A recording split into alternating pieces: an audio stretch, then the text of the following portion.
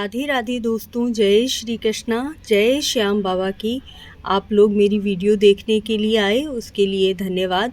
आज हम बात कर रहे हैं निर्जला एकादशी के बारे में। बहुत ही विशेष होती है यह एकादशी का व्रत।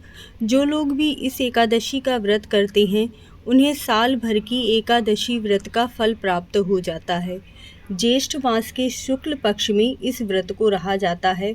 जैसा कि नाम से ही पता चलता है, निर्जला एकादशी अर्थात बिना पानी और बिना अन्न के इस व्रत को किया जाता है। निर्जला एकादशी का शुभ मुहूर्त मैंने पहले ही वीडियो डाली हुई है, चैनल पर जाकर ज़रूर ही देखिएगा, बहुत ही सुंदर वीडियो है। आज हम बात करेंगे कि एकादशी व्रत में आपने कौन से नियमों का ध्यान रखना चाहिए।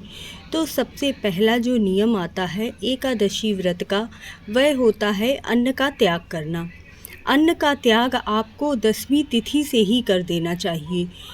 10वीं तिथि को शाम के समय आपको मीठा भोजन ही करना है। विशेष रूप से चावल तो बिल्कुल भी सेवन नहीं करने चाहिए। इस दिन और एकादशी के दिन चावल सेवन करना, बैगन खाना, हरी सब्जी खाना, मसूर की दाल खाना, यह चीज़ें बिल्कुल ही वर्जित बताई जाती हैं। तो इसीलिए आपको 10वीं तिथि पर ही यह चीज़ें नहीं खानी हैं। और यह एकादशी का व्रत तो बिल्कुल ही निर्जल रहा जाता है, यानी कि आपको अन्न और पानी बिल्कुल भी नहीं लेना है। तो जब तक आप एकादशी व्रत का पारण नहीं कर लेते हैं तब तक आपको जल का त्याग करना है। पारण करने के बाद ही तुलसी पत्र लेकर और जल पीकर आप अपना व्रत खोलते हैं। उसके बाद भगवान विष्णु के लिए कोई भी भोग तैयार कर लीजिए। चावल का भोग सबसे ज़्यादा प्रिय माना जाता है इस व्रत के पारण के लिए। तो आप चावल की कोई भी भोग तैयार करके विष्णु भगवान को अर्पित करके अपने व्रत का पारण करते हैं। निर्जला एकादशी का दूसरा जो नियम होता है वह होता है कि आपको जीव जंतुओं को बिल्कुल भी नुकसान नहीं पहुंचाना चाहिए। तो इस दिन आपको झाड़ू नहीं लगाना है, जिससे कि आपके हाथों से एक भी जीव ना नष्ट हो। इस दिन बाल कटवाना, नाखून कटवाना, सिर धोना, यह सभी कार्य वर्जित होते हैं और ना ही सिर में तेल आदि लगाना चाहिए।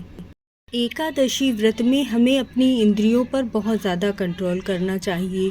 अर्थात कहने का मतलब है कि सबसे पहले तो अन्न जल का त्याग करना है।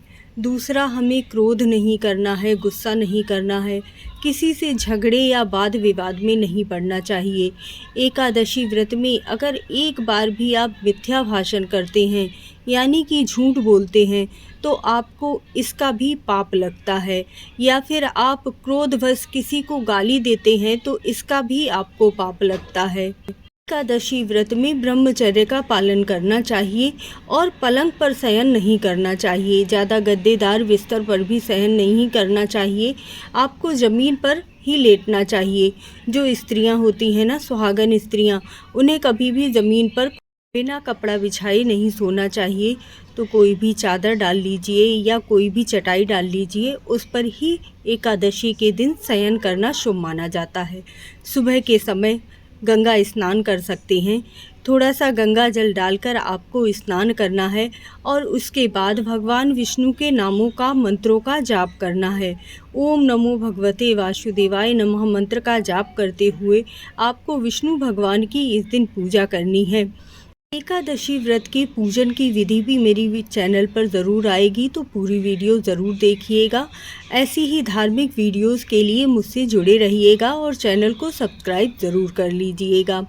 और कौन कौन से नियमों का आपको ध्यान रखना चाहिए। एकादशी के दिन आपको भूलकर भी तुलसी नहीं तोड़नी चाहिए। अगर आप पहली बार एकादशी का व्रत रहने जा रहे हैं तो यह बहुत ही शुभ समय है। शुक्ल पक्ष के समय एकादशी का व्रत उठाना बहुत ही शुभ माना जाता है। जो भीमसेन थे ना, महाभारत की कथा में आपने सुना होगा कि भीमसेन कहते हैं कि मैं ज़्यादा समय तक भूखा नहीं रह सकता, तो मुझे अपने पाप को नष्ट करने के लिए कोई ऐसा उपाय बताइए जिससे कि मैं अपने पापों को आसानी से नष्ट कर सकूं। तब श्री कृष्ण भगवान कहते हैं कि अगर तुम साल भर की एकादशी व्रत नहीं कर सकते हो, तो जो यह शुक्ल पक्ष की निर्जला एकादशी व्रत करोगे तो तुम्हें साल भर की एकादशी का पुण्य प्राप्त होगा। इसीलिए इसे भीमसेनी एकादशी भी कहा जाता है। आपको इस दिन तुलसी नहीं तोड़नी है, लेकिन विष्णु भगवान को तुलसी ज़रूर ही अर्पित कीजिएगा। आप एक दिन पहले से ही तोड़ कर रख लीजिएगा।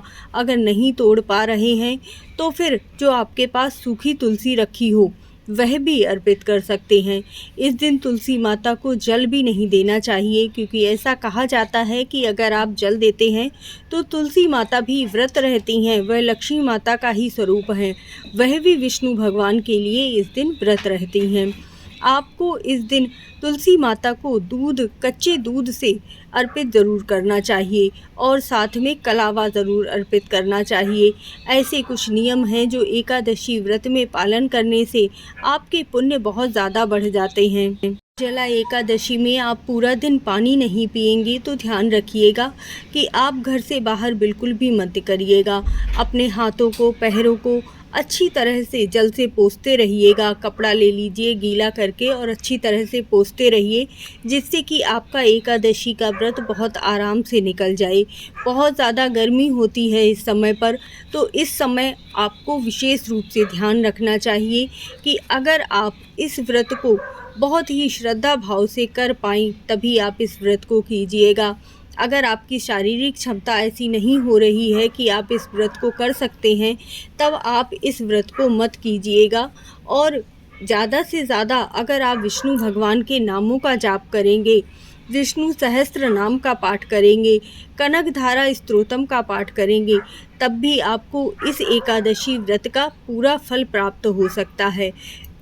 कहा जाता है कि अगर आप 2 मिनट भी भगवान का मन से ध्यान करते हैं, तब भी आप पूजा का फल प्राप्त हो जाता है। इसीलिए नियमों का विशेष ध्यान रखिएगा। वीडियो अच्छी लगी हो तो चैनल को सब्सक्राइब ज़रूर कर लीजिएगा। जय श्री कृष्णा, जय राधे राधे।